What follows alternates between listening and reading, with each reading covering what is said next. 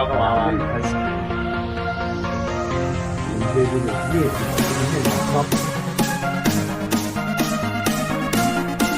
我们侨城的小伙伴们，大家好！侨城口腔，我记得演的是这家店的讲课的内容。